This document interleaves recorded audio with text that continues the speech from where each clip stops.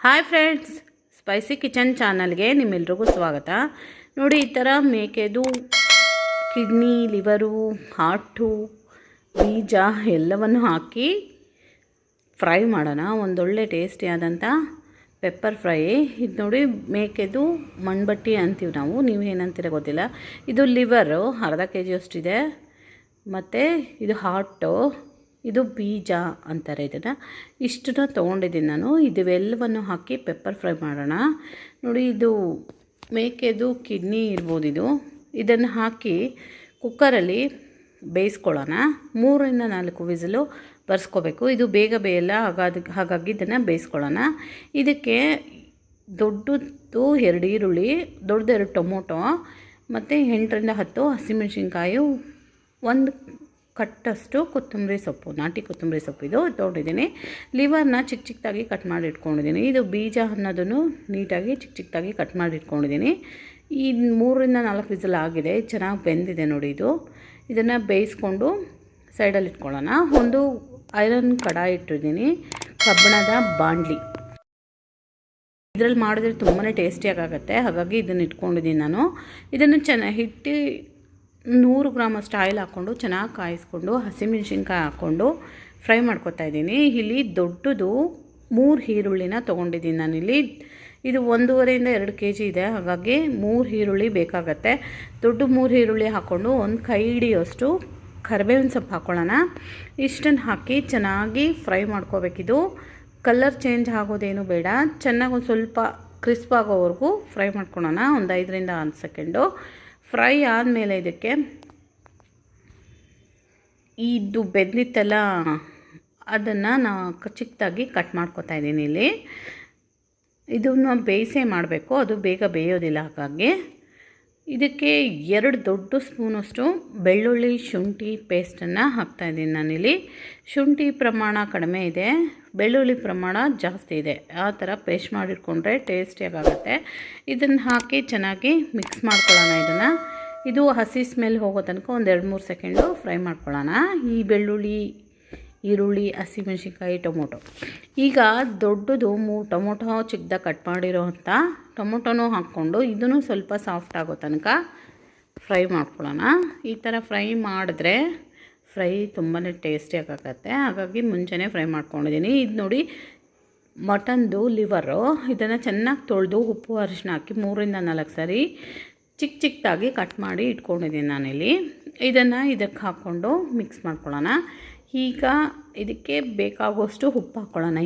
ಈಗಲೇ ಹಾಕಿದ್ರೆ ಉಪ್ಪು ಹಿಡಿಯುತ್ತೆ ಚೆನ್ನಾಗಿ. ಅರ್ಧ ಸ್ಪೂನಷ್ಟು ಅರಿಶಿನ ಪುಡಿ ಹಾಕ್ತಾಯಿದ್ದೀನಿ ನಾನಿಲ್ಲಿ. ಈ ಅರಿಶಿನ ಪುಡಿ ಉಪ್ಪಲ್ಲಿ ಫ್ರೈ ಮಾಡಿದ್ರೆ ಉಪ್ಪು ಹಿಡಿಯುತ್ತೆ. ಅರಿಶಿನ ಪುಡಿಯಿಂದ ಇದು ಸ್ಮೆಲ್ಲೆಲ್ಲ ಹೋಗುತ್ತೆ. ಹೈ ಫ್ಲೇಮಲ್ಲಿ ಇಟ್ಕೊಂಡು 5ರಿಂದ 6 ನಿಮಿಷ ಫ್ರೈ ಮಾಡ್ಕೋಬೇಕಿದ್ದು ಲಿವರ್ನ ಚೆನ್ನಾಗಿ ಫ್ರೈ ಮಾಡಬೇಕು. ಅದು ಹಸಿ ಸ್ಮೆಲ್ಲು ಒಂಥರ ಸ್ಮೆಲ್ ಬರುತ್ತದು, ಅದೆಲ್ಲ ಹೋಗೋ ತನಕ ಫ್ರೈ ಮಾಡಿಕೊಂಡು ಮುಚ್ಚಿ 5ರಿಂದ 10 ನಿಮಿಷ ಬೇಯಿಸ್ಕೊಳ್ಳೋಣ. ಇದನ್ನು ಚೆನ್ನಾಗಿ ಬೇಯಲಿದು. ಒಂದು 40% ಬೆಂದಿಲ್ಲ ಇನ್ನೂ ಇದು. ಈ ಟೈಮಲ್ಲಿ ಕಟ್ ಮಾಡ್ಕೊಂಡಿರೋವಂಥ ಮಣ್ಣೀರಿ ಅಂತೀವಿ ನಾವು ಇದನ್ನು ಹಾಕ್ಕೊಂಡು ಇದಕ್ಕೇ ಮಿಕ್ಸ್ ಮಾಡ್ಕೊಳ್ಳೋಣ ಚೆನ್ನಾಗೆ.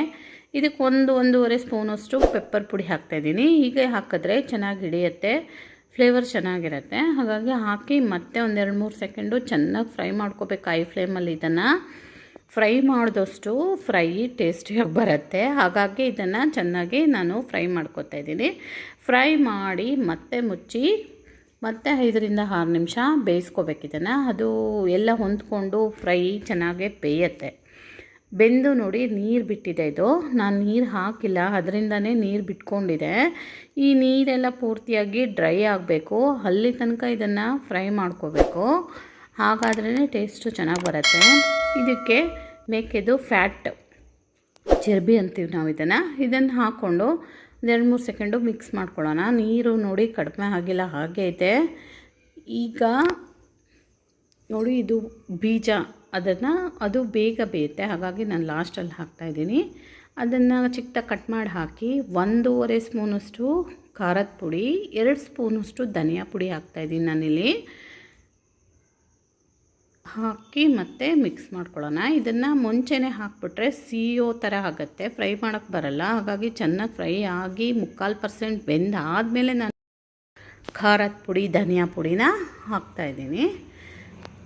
ಇದಕ್ಕೆ ಸ್ವಲ್ಪ ಒಂದು 1/4 ಟೀ ಸ್ಪೂನಷ್ಟು ಗರಂ ಮಸಾಲ ಹಾಕ್ತಾಯಿದ್ದೀನಿ. ಇಲ್ಲಿ ನಾನು ಚಕ್ಕೆ ಲವಂಗದ ಪುಡಿ ಬಳಸ್ತಾಯಿದ್ದೀನಿ. ನೀವು ನಿಮಗಿಷ್ಟ ಬರೋ ಯಾವುದಾದ್ರೂ ಗರಂ ಮಸಾಲ ಹಾಕ್ಕೋಬೋದು, ಮಟನ್ ಮಸಾಲ, ಚಿಕನ್ ಮಸಾಲ ಯಾವುದಾದ್ರೂ ಹಾಕ್ಕೋಬೋದು. ನಾನಿಲ್ಲಿ ಚಕ್ಕೆ ಲವಂಗದ ಪುಡಿ ಅಷ್ಟೇ ಬಳಸ್ತಾಯಿದ್ದೀನಿ.